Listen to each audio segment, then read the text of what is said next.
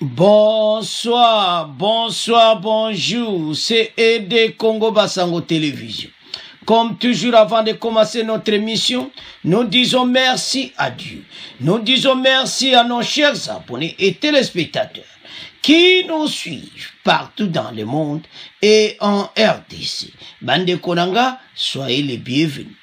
À la une, chers téléspectateurs, Bande Ko, Tokoloba sur Oezoleka, na Assemblée nationale sur EAC. Awa, Toko meka ko discuter situation sécurité, boko yoka ba député ya ici, et puis toko yoka député ya Union Sacrée Solange Musumbuko, ya ici Jean-Baptiste Kaseko. Toko yoka ba omi balé. Et puis, vous comprenez déjà les bazoloba, vous comprenez. Alors, côté site, bazako insister, bazoloba ki, bambongo ebele zaki détourné, bambongo kuna na est, do makambo ebele zaki pena biente, et puis bazo senga le départ, ya, et ainsi. Oyo, bisonyo sopeto yebiki, Babong Sandeni EAC Oyo et quitter Bokanabis. Alingez a priorité pour la Est et puis à lobby sur l'élection. Bande ko problème y élection. Ça m'a caminé mais ba sali effort. Député ici de Falandi parce ba sali effort. Na mboko za kuneza na désordre mais quand même bato ba sa rouler. Ozomona na Bunia ba sa rouler, na Beni na Goma, c'est comme ça. Alors, donc, exactement, il faut qu'on félicite. Mais il y a un pas d'absolu, mais trop opposition exacte. Alors, ceux qui sont au tala bilokaboui, ils savent, mais Toyoka, Nanu et Sid, après Toyoka, Union Sacrée. Les autres priorités sur lesquelles les parlementaires devraient se pencher, n'est-ce pas, pendant cette session? Alors, il y a la question de la présence de l'EAC. De mon point de vue, l'Assemblée nationale devrait voter une résolution demandant au gouvernement de retirer l'adhésion de notre pays à l'EAC. Le traité établissant à l'EAC donne à l'Assemblée nationale la prérogative de voter une résolution qui devrait être notifiée au secrétaire général de l'EAC à cette sujet. À part cette question, il y a l'évaluation du processus électoral. L'enrôlement était chaos. Figure-toi, Guimaté, à Rutshuru, nous sommes à un taux de 3,1% d'enrôlés jusqu'à ce jour. À Masisi, c'est 1,95% d'enrôlés. Pour tous les Nord Kivu, c'est 22. C'est un fiasco total. Et avec ce taux, si rien n'est fait, eh bien, nous risquons d'arriver, par exemple, pour la ville de Goma, j'ai calculé ce matin, on est à 32%. Il y a le monnayage, il y a la désorganisation. À ce rythme-là, nous risquons d'aller jusqu'au 16 mai pour enrôler le nombre de personnes attendues rien qu'à Goma. Dans les autres territoires, il faudrait aller au-delà même de la fin du mois de septembre 2023. Donc, on doit évaluer ce processus. Kadima, le ministre des Finances, se lance un jeu de ping-pong à disant que depuis octobre, la CENI n'a pas reçu des fonds. Des opérateurs de saisie dans l'air opérationnel 3 disent qu'ils ne sont pas payés. Et par conséquent, le procédure d'enrôlement est saboté.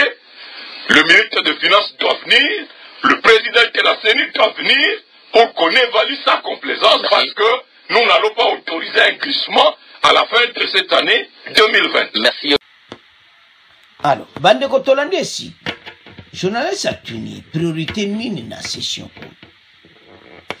Alors, la sécurité.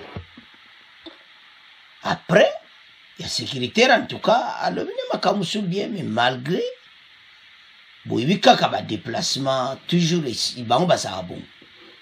Alors, et là, il y a ici des problèmes aux élections. Mon sécurité a le même mingi benata. Mais c'est quoi qu'il y a sécurité et na élection 2023. Alors, bah côté sur 1,2%, bah côté sur donc azomona ke parce que selon yi azomona ke Kivu nasi Kivu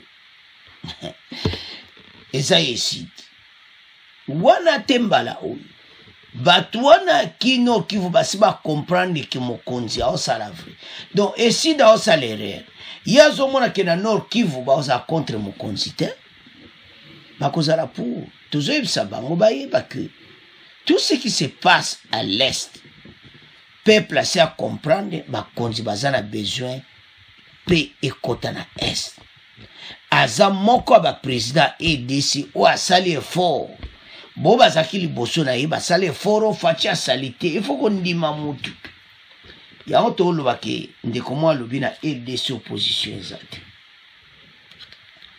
parce soko opposition ezali bokoki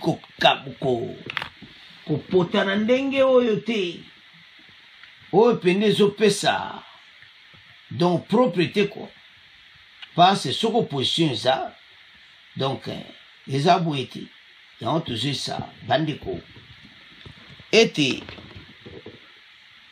bango bazowela élection 2023 bayebi ke Fayulu aosala effort abima donc moto Fayulu na kote wana ke ye azomona ke kuna bakovote bango aloke este bazomona union sacrée baosala effort nazomona que peut-être ici dazo comprendre ta otikala na un pas de retard bafungola miso ba comprendre bas mona ndeni peuple à Kivu Nord Kivu na Sud Kivu ba comprendre volonté à chef de l'État parce que na ndenge ka bazo soma même équipement militaire ezo pesa kitoko mais ba bazo comprendre te voilà les dossiers alors bandeko sikoyo toyoka union sacrée bon auto avance. Madame Solange Masumbo Konyezi, est-ce que vous êtes là? Je suis là. Bonsoir. Bonsoir. Je rappelle que vous êtes député national élu de la circonscription électorale de Lukunga ici à Kinshasa. Vous êtes rapporteur du groupe parlementaire AFDCA à l'Assemblée nationale et membre de l'Union sacrée de la nation. Pour vous, quelles devraient être les priorités de la session ordinaire de mars qui s'est ouverte hier? Merci beaucoup à la Radio Okapi pour la question. À mon humble avis, je pense que les priorités parlementaires de cette session, où nous provenons directement des vacances parlementaires, chacun, tous les 500 députés, ça veut dire 500 circonscriptions en principe, ont été visitées. Pour ceux-là qui n'étaient pas, disons, où il n'y a pas d'insécurité, et pour les circonscriptions où il n'y a pas d'insécurité, je crois qu'ils ont vu leurs élus passer et ils ont échangé. Je crois que, à mon humble avis, les priorités de cette session seront classées en 5 points. Premièrement, si nous devons commencer par l'urgence, la question politique et sécuritaire, c'est de cela que nous devons parler au courant de cette session. Évaluer, contrôler les résolutions prises dans les sessions passées. Nous avons voté la loi de la programmation, essayer de voir est-ce que les mesures d'application commencent déjà, qu'est-ce qui cloche, parce que vous savez, sans la paix, on ne sait rien faire. Aujourd'hui, les M23 étaient censés dégager depuis le 23 janvier, constater qu'ils font que prendre les mesures qui s'imposent. À notre niveau, en tant que parlementaire, c'est le contrôle, le suivi des résolutions et au niveau du gouvernement, voir qu'est-ce qui n'est pas plus. Et au niveau diplomatie, j'estime que les tout doivent aller en synergie, le niveau diplomatique, mais aussi l'exécution, ça veut dire la défense, toute la politique y afférente. Et nous, au Parlement, nous devons être ici. Maintenant, il n'y a plus d'opposition, il n'y a plus de majorité. Tous pour l'honneur du pays, pour l'amour de notre patrie. Nous n'avons qu'un seul. Je crois que cette fois-là, nous devons regarder seul, comme un seul homme, pour la restauration de la paix, à Kwamou, de la paix qui vous et partout. Parce que vous savez, notre priorité aussi serait donc de voter la loi sur la répartition des sièges. Mais sans terminer l'enrôlement, on ne saura pas arriver à cette priorité sur le plan politique de notre session. Alors, bandeko tolandi siko Mama Solange Basumbuko oyo député ya circonscription électorale Lukunga Kinshasa ya AFDCA o azaye union sacrée. Alors, bozo kadne azolo bana calme nyonso, agitation ezati. Mais pourquoi Sid Baza toujours en agitation? Pourquoi? C'est ça le problème. Hein? Mama Solange a le mozo ka calme, azolo ba kamnyo so pona mboka sécurité za vraiment situation sécuritaire za mélanger na momoto za bomoko pona sécurité mboka et tout ça. Mais quand bazolo bango zo sentir que vraiment agitation ezati. Mais pourquoi ce qui est si bozo nanda Jean Baptiste wana muta Fayulu bozo yo kandenga agitation ezali. Surtout côté élection mama nangai. Donc là sur le chiffre on va pourcentage Jean Baptiste Musekwa donc ozo mona pena ki on dit mo kiliga donc ba besoin ka ba bimaka président. Bozala leta na minoso ekoka. Nzamba kosunga ke Fayulu okoma. Tout ça la démocratie. Mais ça la calme, agitation à bouillir. On a yoki pa ya bango. Bolandi union sacrée. Mama Solange azolo wa pena yoka calme. À l'aise azolo ba. Baza ko insister si nde makambo ibele na mboka et avancer. Et est on a bande kwa zo paix et tout ça va s'organiser session oyo. Donc alors on pena très propre. Alors ce que tu compares, les mots qui sont agités, les mots qui sont agités, tu sais, batté, pourquoi?